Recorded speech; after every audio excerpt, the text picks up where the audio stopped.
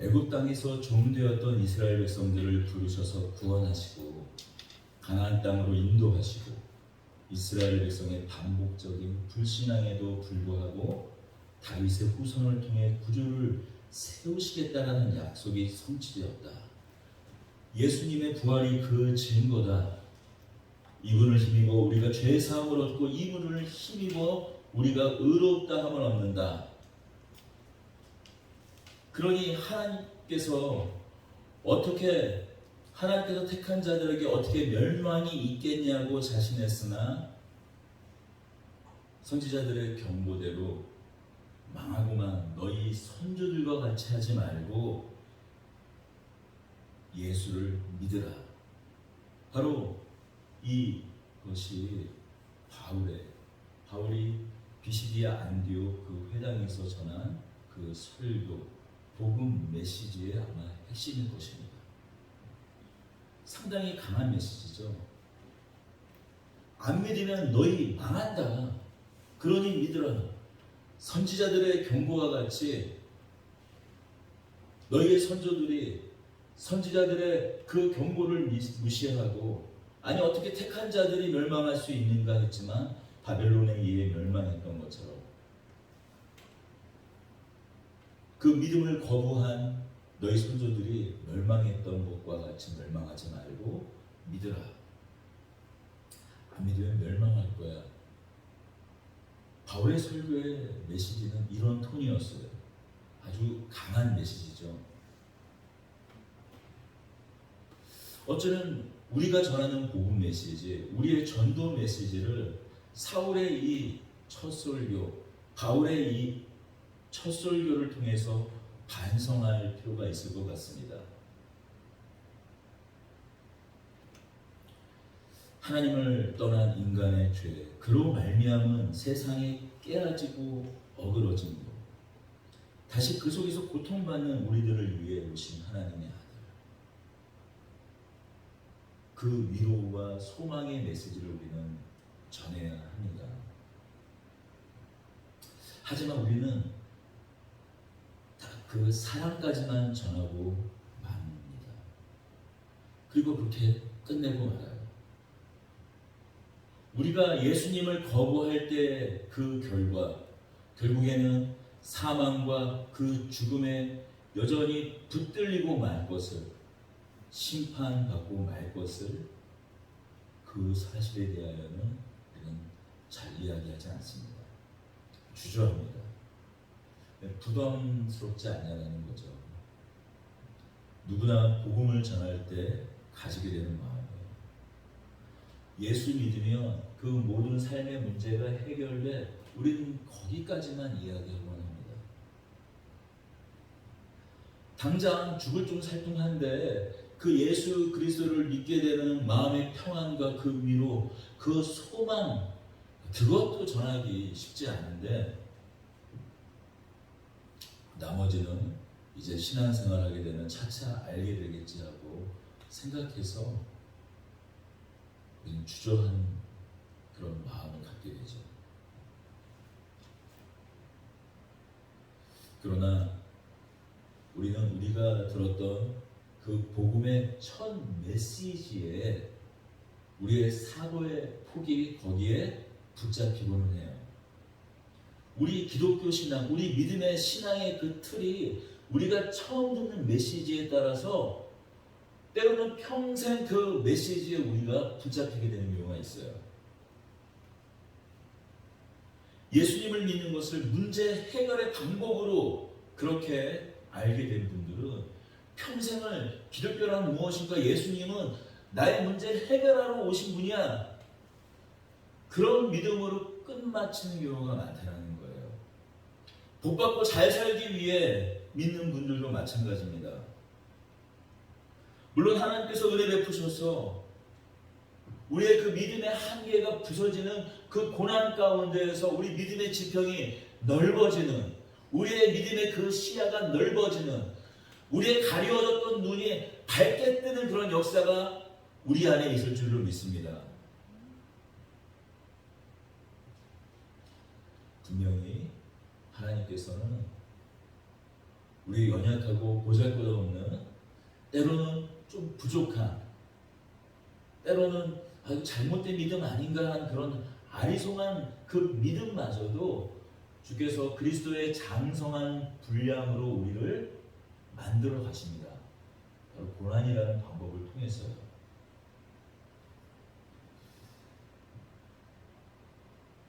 그래서 우리는 이렇게 하나님의 역사만 믿고 쉽게 그 복음의 그 진리를 다 드러내는 것, 그것을 주저합니다. 그러나 어떻습니까? 어떻게 보면 바울의 첫 설교예요. 그때 어떤 양보나 어떤 타협이나 그런 것을 사도 바울은 시도하지 않습니다. 아주 직설적인 메시지예요. 자, 이렇게 강한 메시지, 너희도 너희 성도들과 같이 선택받아서 영생의 그 도가 너희에게 보장되었을 것 같지? 아니, 너희들도 마찬가지야. 이 사람, 이 예수로 말미암지 않고는 너희가 의롭다 함을 얻을 수 없어.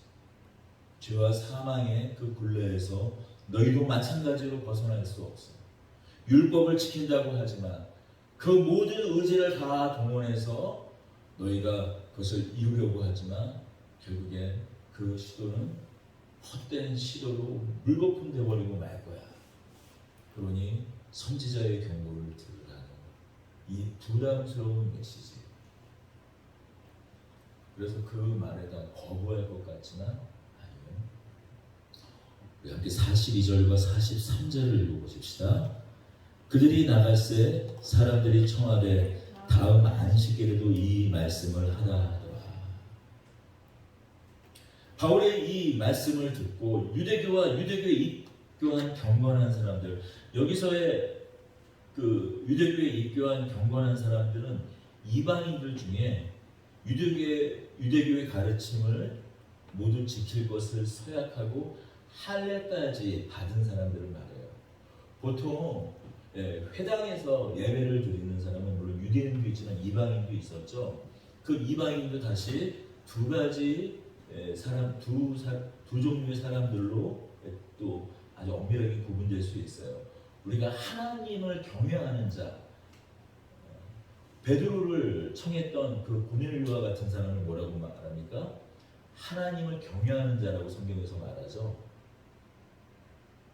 그래서 하나님을 경외하는 사람들은 아직 할례를 받지는 않았어요. 하지만 자신들이 원래 가지고 있던 그 이방 신앙, 이방인들, 뭐 제우스 신이나 아니면 뭐 아데미 여신이나 뭐 그런 그 이방 우상들을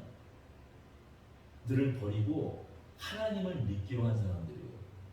그러나 당장 현실적으로 자신의 삶의 처지 때문에 그 모든 율법을 다 준수를 할 수 없고 또 할례를 할 수 없지만 그럼에도 불구하고 하나님을 향한 사랑을 품고 있는 사람들, 그들이 회당에 나와 함께 할 때 그들의 유대인들은 하나님을 경외하는 자들이라고 불렀어요.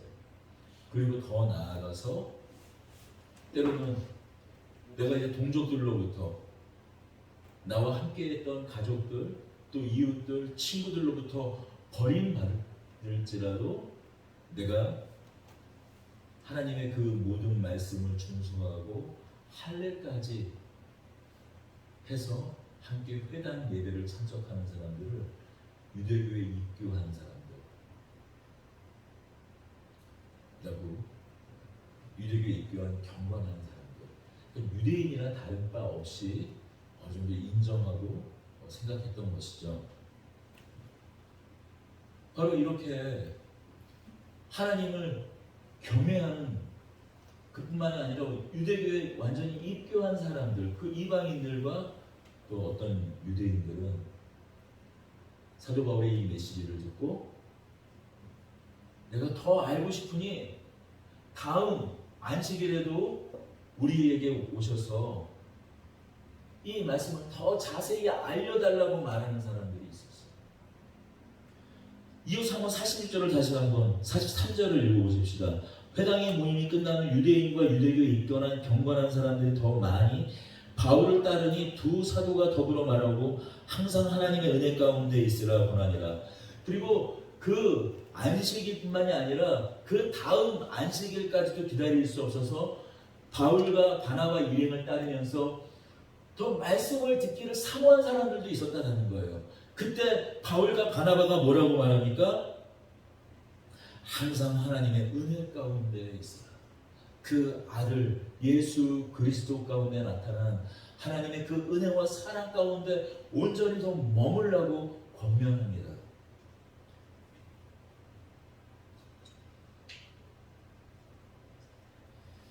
이러한 기쁨과 감격에 찬 그때에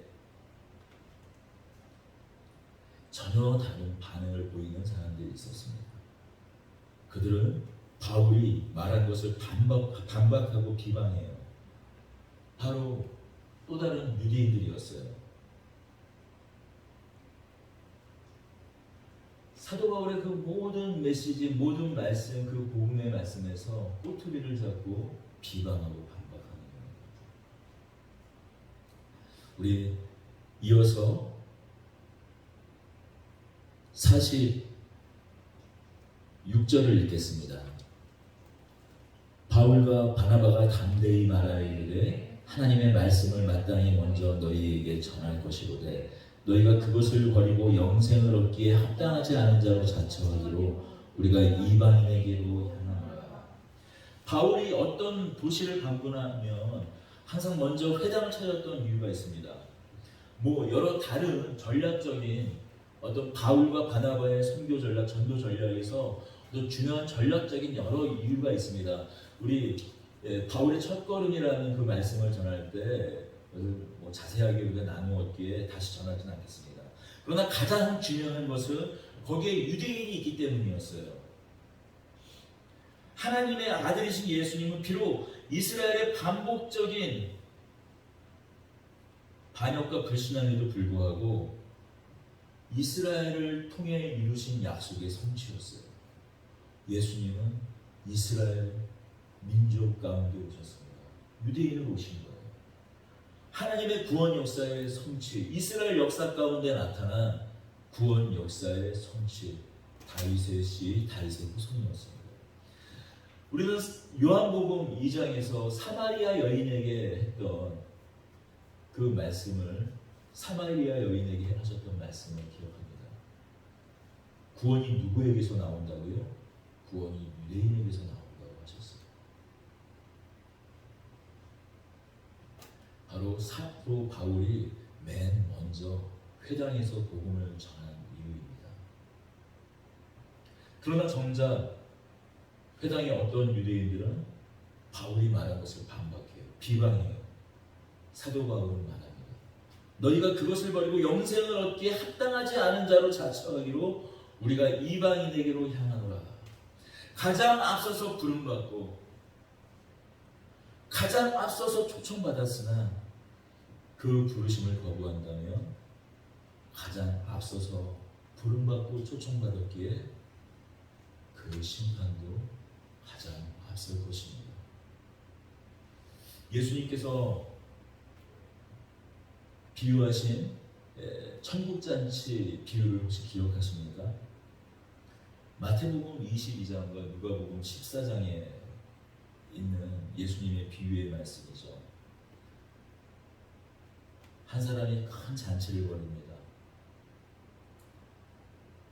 지인들에게 초대장을 보내요. 그런데 각자 저마다 핑계를 대고 그 잔치에 오지 않습니다. 그래서 어떻습니까? 종을 보내요. 거리에다가 초대받지 않은 사람을 불러듭니다.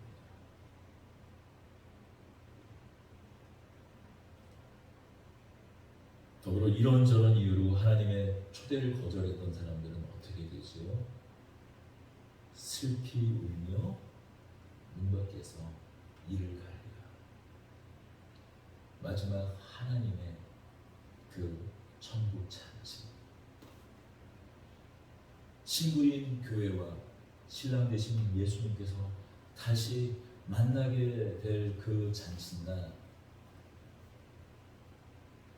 그 잔치를 거부한 사람들은 영원한 심판 가운데 처해지고, 그 잔치에 응한 사람들의 그 기쁨을 비유로 예수님께서는 말씀하셨어요. 어떤 사람들은 그 잔치를, 하나님의 그 잔치를, 그 초대를 거부했지만 하나님께서는 약속된 잔치를 끝내 이루어야 합니다. 48절을 보십시오. 이방인들이 듣고 기뻐하여 하나님의 말씀을 찬송하며 영생을 주시기로 작정된 자는 다 믿더라. 우리는 이런 말씀을 보면 바로 작정이라는 단어로 그냥 바로 가버립니다. 예정과 작정. 그렇습니다. 어쩌면 우리가 믿는 이 신앙, 우리 장로교 신앙, 우리가 믿는 개혁신앙, 또 그것을 체계적으로 잘 정리한 칼뱅의 그 신앙을 우리도 한마디로 요약하면 그의 신앙의 핵심은, 그 칼빈 신앙의 핵심은 예정론이기도 해요. 그러나 칼빈 역시 이렇게 말했죠. 예정된 사람은 우리가 알 수 없다. 누가 예정됐는지 알 수 없어요. 그러면 우리가 확인할 수 있는 사람들은 누굴까요? 우리가 예정된 사람은 알 수 없지만 우리가 확인할 수 있는 사람은 있습니다. 그 사람이 참된 믿음을 가졌는지, 아니 그가 비록 참된 믿음을 가진 것 같지만 실상 그의 믿음은 쭈쩡이와 같은 믿음인지 우리가 알 수 없어요. 그래서 예수님께도 말씀하시지 않습니까? 양과 염소의 비유, 알곡과 가라지의 비유를 들지 않으셨습니까? 지금 당장은 알 수 없어요. 우리가 확인할 수 있는 것은 지금 그 사람이 가지고 있는 태도는 분명히 알 수 있다는 거예요.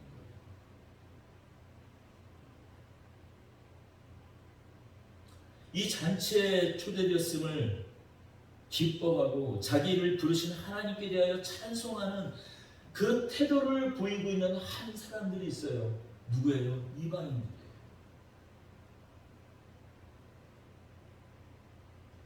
어떤 유대인들과 유대교에 입교한 경건한 사람들과, 그리고 그 소식을 들은, 그 복음의 소식을 들은, 그 기쁨의 소식을 들은 어떤 이방인들은 듣고 기뻐하여 하나님의 말씀을 더 사모하며 하나님께서 우리를 향해 이루신 그 일을 찬송하며 기뻐하는 사람, 기뻐하며 찬양하는 그 반응을 보이는 사람들이 있었다는 거예요.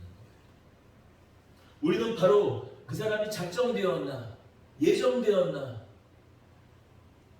그것을 보려고 하지만 우리가 먼저 살펴보아야 할 것은 그 사람이 가지고 있는 복음에 대한 반응과 그 태도라는 것입니다. 어떻습니까? 어떤 유대인들은 그 초청장을 제일 먼저 받았을 때 마치 어떻다고요? 영생을 얻기에 합당하지 않은 자로 자청하지만, 물론 여기에 우리가 귀중한 우리의 신앙을 도출해낼 수 있어요. 하나님이 택하시고 하나님이 예정하신 우리의 예정론, 그것을 이 말씀을 통해서 얼마든지 도출해낼 수 있습니다. 그렇습니다. 오늘 우리가 앞서서 우리가 살펴본 바울의 이 메시지를 보면 계속 주어가 무엇입니까? 17절부터 이 이스라엘의 하나님이 우리 조상들을 택하시고 하나님께서 광야에서 40년 동안 그들의 소행을 참으시고 하나님께서 사사를 주시고 그들에게 왕을 허락하시고 다윗을 세우시고, 다 하나님이 주어요. 우리의 연약한 실수, 우리의 그 모든 반복된 그 반역과 불신앙에도 불구하고 하나님께서는 하나님의 일을 하신다는 거죠. 하나님의 주권,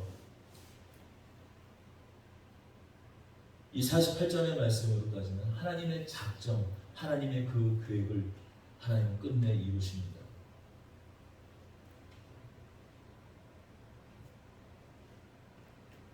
그러나 우리가 하나님의 작정하심과 함께 우리가 놓쳐서는 안 될 부분은 바로 우리의 반응과 우리의 태도라는 거예요. 그래서 이 작정을 말하면서도 유대인들의 이 복음의 말씀을 거부했던 유대인들의 태도를 사도 바울은 꼬집고 있는 겁니다. 바울과 바나바가 담대히 말하여 이르되 하나님의 말씀을 마땅히 먼저 너희에게 전할 것이로되 너희가 그것을 버리고 영생을 얻기에 합당하지 않은 자로 자처하기로.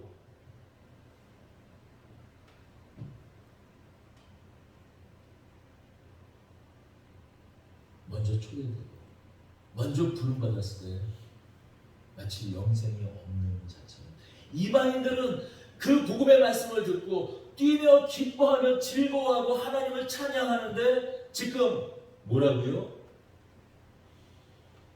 이 유대인들은 영생을 얻기에 합당하지 않은 자로 스스로 자처하고 있다고 하고 있어요. 이 유대인들에게 너희는 하나님께서 너희를 작정하지 않으셨어라고 말하며 이들을 변호할 수 있을까요? 과연 이들을 변호할 수 있을까요? 너는 예정되지 않았어. 너는 하나님을 작정하지 않았어. 너는 택하지 않았어. 라고 스스로 영생을 얻은 자가 아닌 자처럼 그렇게 스스로를 여겨버린, 자처해버린 그 사람들을 변호할 수 있을까요?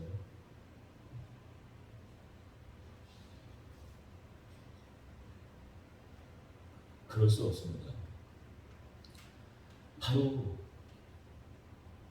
유대인들에게 인용한 이 47절에 내가 너를 이방의 빛으로 삼아 너희로 땅끝까지 구원하게 하리라 하셨느니라. 이 말씀 때문에라도 그렇게 말할 수 없는 겁니다. 우리 오늘 말씀을 잠깐 이렇게 이 사도행전 말씀을 클립해두고 이사야 49장 50절에서 7절까지 이사야 49장 5절에서 7절까지 말씀 우리 함께 읽겠습니다. 구약성경 1029면쯤 있습니다. 이사야 49장 5절에서 7절까지 말씀입니다. 함께 읽겠습니다. 구약성경 1029면쯤에 있어요. 제가 읽겠습니다. 이제 여호와께서 말씀하시나니 그는 태에서부터 나를 그의 종으로 지으신 이시요 야곱을 그에게로 오게 하시는 이시니 이스라엘이 그에게 모이는도다. 그러므로 내가 여호와 보시기에 영화롭게 되었으며 나의 하나님은 나의 힘이 되셨도다. 그가 이르시되 내가 나의 종이 되어 야곱의 지파들을 일으키며 이스라엘 중에 보존된 자를 돌아오게 할 것은 매우 쉬운 일이라. 내가 또 너를 이방의 빛으로 삼아 나의 구원을 베풀어 땅끝까지 이르게 하리라.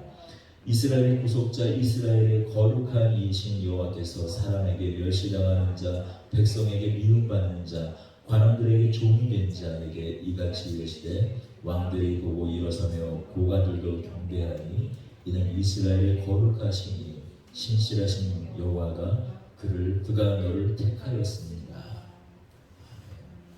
그 6절에 이방의 빛으로 삼아 나의 구원을 베풀어서 땅끝까지 이르게 하리라.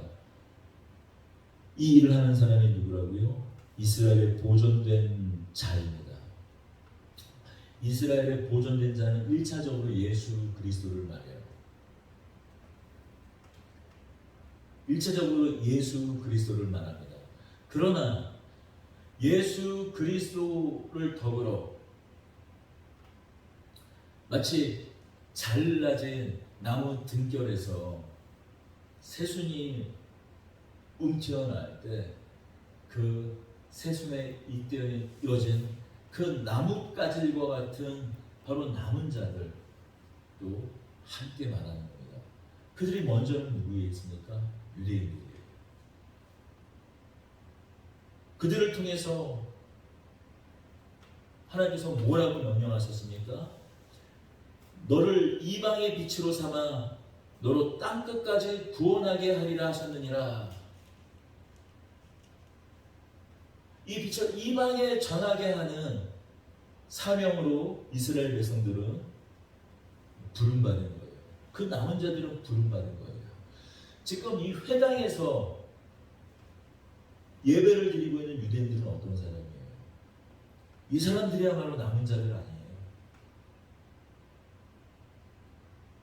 뭐 어떤 경우에는 가까운 근래에 예수님 당시에 뭐 돈을 벌려고 여러 가지 유효한 목적으로 이 비시디아 안디옥 이 먼 곳까지 뭐 옮겨온 사람도 있겠지만 대부분의 흩어졌던 유대인들은 핍박 가운데 아주 오래전 역사를 거슬러 올라가 보면 아시리아가 멸망당했을 때부터 흩어졌던 유대인들이에요. 멀게는 바벨론 때 그리고 그리스 때 로마 제국에 이르기까지 계속 흩어졌습니다. 근데 흩어진 그곳 가운데에서도 하나님을 예배하고자 회당에 모였던 사람들이라면 당시에 10가정이 모이며 회당을 세웠거든요. 회당을 만드는 그 기준이 10가정이에요. 그럼 쉽게 말하면 10가정이 모이면 교회 하나를 세웠다는 거예요. 그 이방 땅에서 사는 그 삶이, 그 유대인의 삶이 어떻겠어요? 팍팍한 삶이죠. 문화와 관습도 다르고 자신들의 종교도 인정하지 않는 그 문화 가운데 그 통치 제도 가운데에서 사는 게 쉬웠겠어요? 그럼에도 불구하고 10사람들이 모이면 10가정이 모이면 회당을 짓는 정도의 믿음이며 그러면 이 말씀에 따라 충분히 남은 자들 이스라엘의 남은 자라고 말씀할 수 있지 않겠어요? 그들에게 그러한 믿음을 가진 사람들에게 요구되는 것은 무엇이겠습니까? 이방의 빛이 되어서 하나님의 말씀을 전하는 것이죠. 그 구원의 복음을 함께 더불어 전하는 거예요. 이전에는 몰랐을 때 이제 그 복음이 무엇인지 자신들에게 전해졌던 그 약속의 말씀이 다윗의 그 후손이 누구인지 그것이 또 어떻게 성취되었는지 모세와 선지자와 그 시편에서 말씀하셨던 그가 누구인지 이렇게 알게 되었다면 이제 알게 되었다면 거기에 기쁨을 함께 동참해야 할 텐데 그러나 그들은 이방인들은 기뻐하며 하나님을 찬송함에도 불구하고 오히려 바울을 비방합니다. 바울을 방해해요.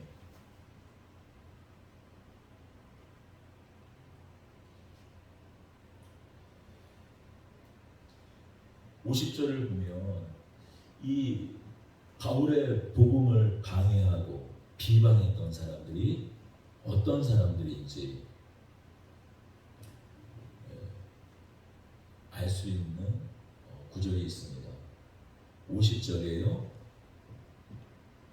이에 유대인들이 경건한 귀부인들과 그 신의 유력자들을 선동하여 바울과 바나바를 박해하게 하여 그 지역에서 쫓아내니 당시에 그 회당에서 예배를 함께 드렸던 경건한 경건한 이방인이나 그 유대교에 입교한 사람들은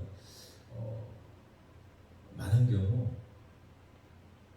그 지역에 유력자들이 많았어요. 왜냐하면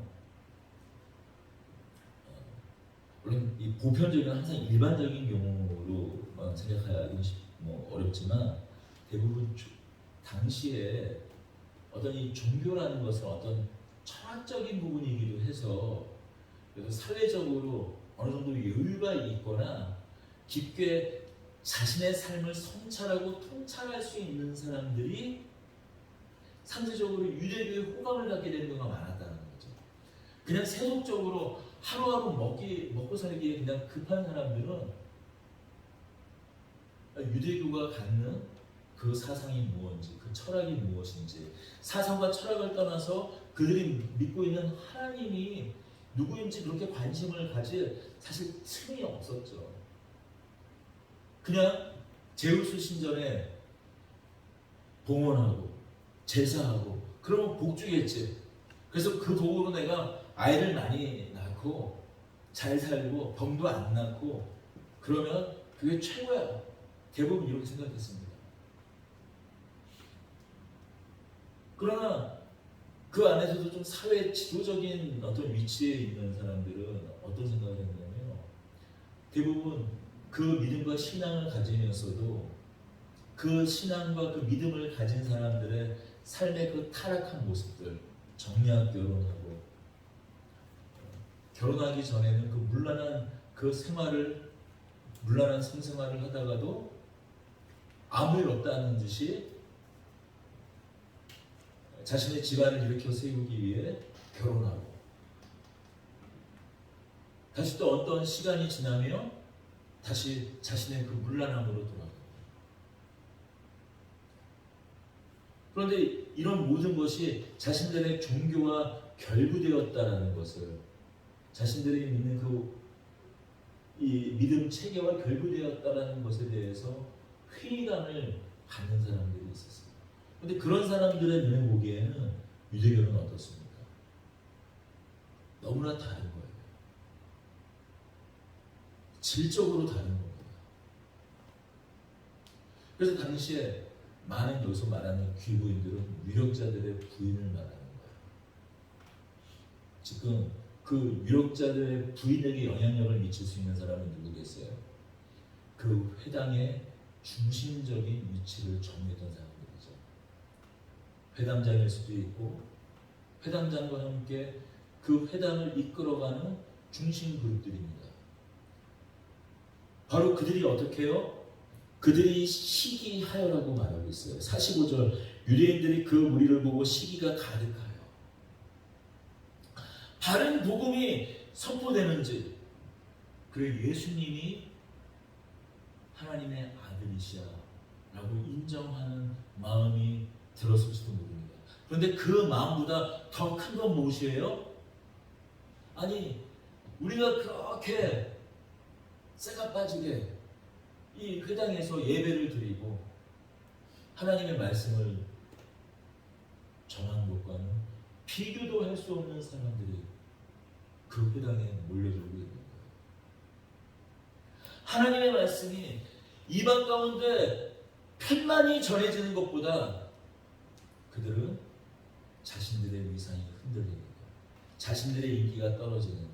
아니, 어떻게 보면 듣보잡인 여행객인 바울과 바나바를 추종하는 사람들이 늘어나는 것을 도저히 견딜 수가 없는 거예요. 이러한 문제는 오늘날 교회에서도 나타나는 문제들입니다.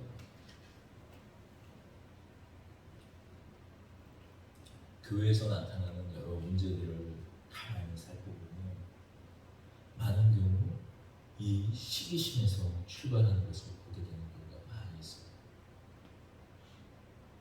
어떤 사람을 비방합니다. 그러면 그 사람이 정말 뭐 말씀을 잘못 전하거나 뭐 그가 전하는 어떤 복음, 그게 뭐 어떤 한결이 있는 것보다도 그냥 그 사람이 잘 나가니까, 그 사람이 나보다 인기가 좋으니까 비방하는 경우가 많아요.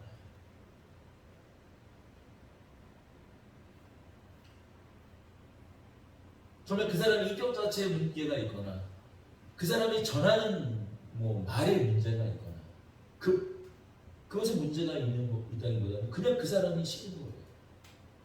왜냐? 나보다 뭐가 잘난 걸 속였어.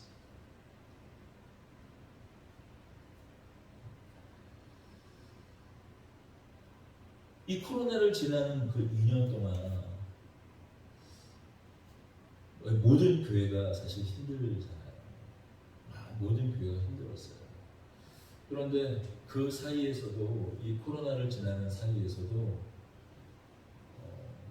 교회가 위축이 되고 때로는 믿음이 흔들리고, 그래서 성도들이 떠나가고 교회의 성도들이 줄어드는 그런 현상들만 우리가 있었던 게 아니라 어떤 또 교회 공동체에는 오히려 이 코로나 가운데서도 부흥과 성장을 경험하는 그런 교회들도 비록 소수지만 있었어요. 자, 그러면 그런 일들을 보면 우리는 어떤 마음을 가져야 합니까? 박수를 치고 하나님께서 교회를 향한 하나님의 그 사랑은 여전히 이 코로나 때에도 계속되고 있구나. 우리가 손뼉 치면 박수 쳐야 되지 않습니까? 격려해야 하지 않습니까? 그러나 뭐 피치 못하게 자신들의 교회를 소개하고 형편을 알리는 자리에서 그 부흥의 소식을 전하는 것을 들을 때 많은 경우 이렇게 부흥하는, 오히려 이 코로나 시기에 성장하는 모습을 보고 오히려 삐딱한 시선으로 보게 되는 경우가 있다는 거죠. 지금 남 얘기를 하는 게 아니라 제 얘기를 하는 거예요.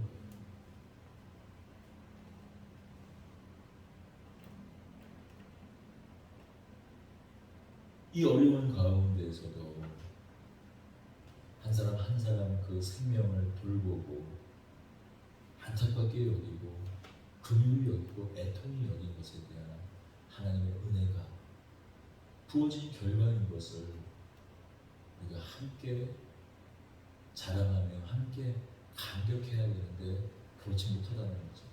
그렇다면 뭐 성도가 이 코로나 시기에 떠난 그 교회 하나님의 은혜가 없는 거냐? 물론 우리가 그렇게 말할 수는 없는 것입니다. 그러나 예수님께서 말씀하시지 않았습니까?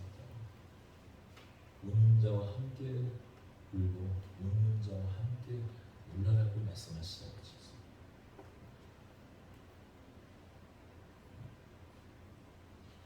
이것은 비단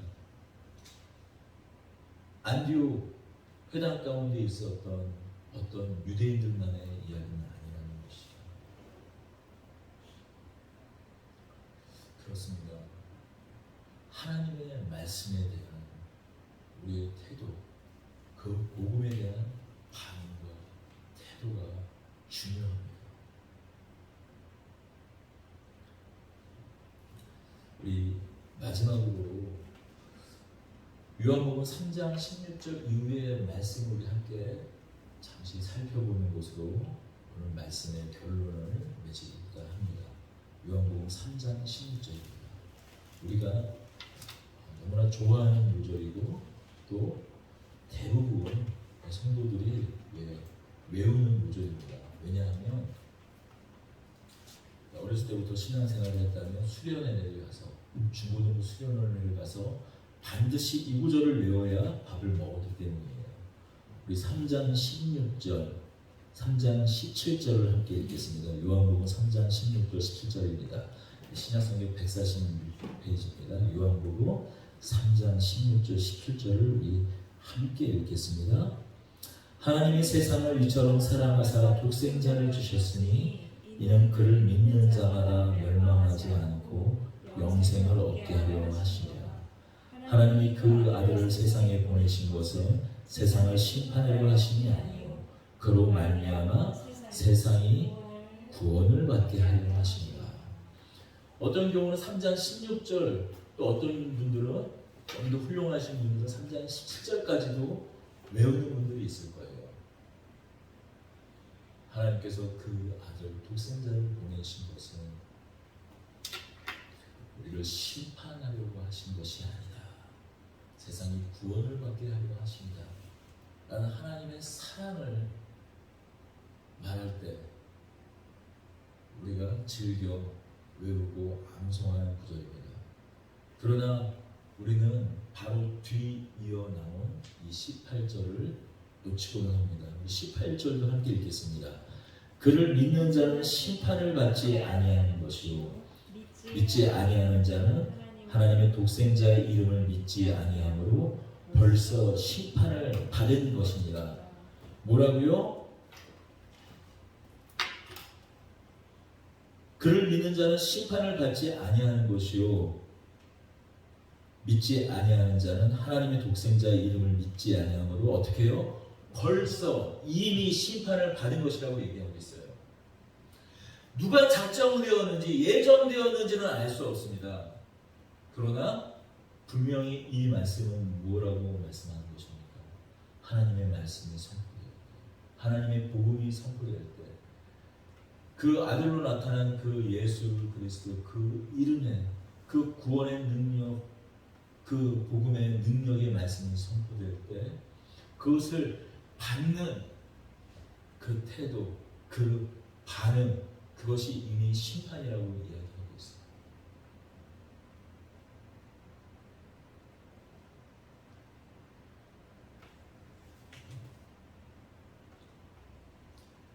그래서 그 어떤 유대인들 반박하고 비방하고 쫓아낸 그 유대인들에 의해서 바나바와 바울과 바나바는 그 비스디아 안디옥을 떠나고 말지만 51절과 사도행전 52절은 뭐라고 말씀합니까? 두 사람이 그들을 향하여 발에 티끌을 떨어버리고 이고니온으로 가보라. 발에 티끌을 떨어버리고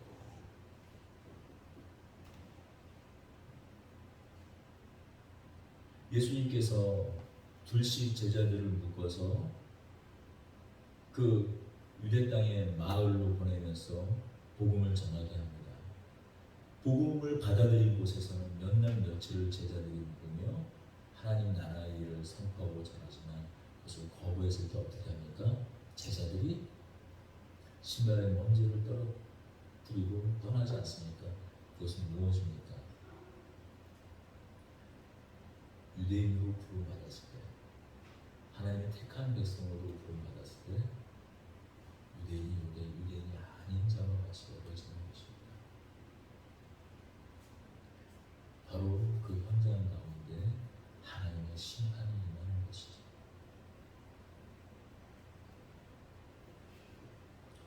우리는 이 복음에서 어떤 반응을, 어떤 태도를 보여야 하겠습니까?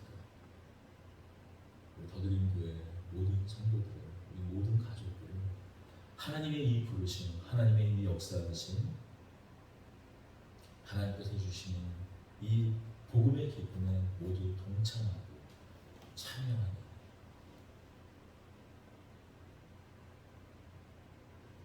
우리 가운데 더 뛰어난 자들, 더 앞서 나가는 교회, 더 하나님께 헌신하는 자들에게 그 이방의 빛을 전하는 사역을, 또 우리가 주저하고 우리가 멈춰있고 우리가 잠시 위축되어 있을 때 먼저 앞서가고 나가는 사람들에게 기꺼이 박수치고 격려하고,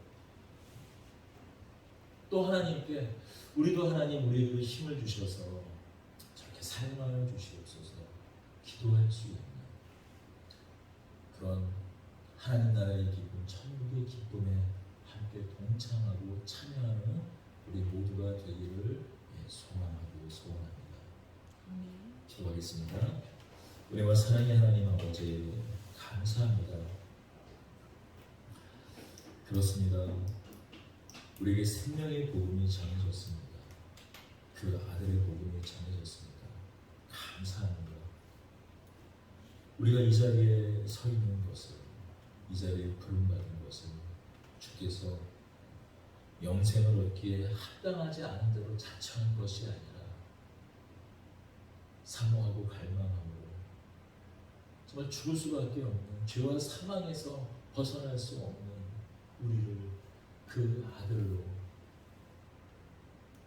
인하여 우리를 구원하신 것, 바로 그 예수 그리스도를 우리의 메시아로, 우리의 구원자로, 우리의 구주로 믿게 하신 하나님의 택함을, 하나님의 작정을 기쁨으로 받아들이고 나도 거기에 부름받아 살겠나라고 하나님의 은혜 가운데 그렇게 우리가 이 자리에 서 있습니다.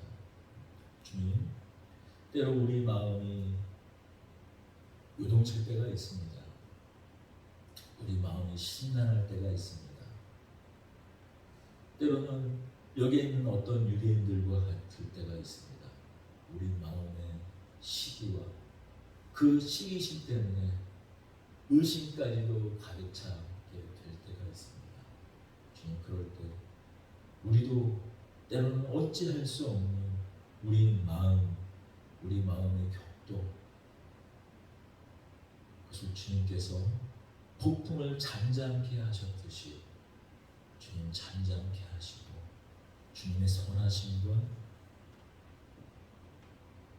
주님의 은혜를 다시 한번 바라보는 저희들 되게 하여 주옵소서. 우리 주 예수 그리스도의 이름으로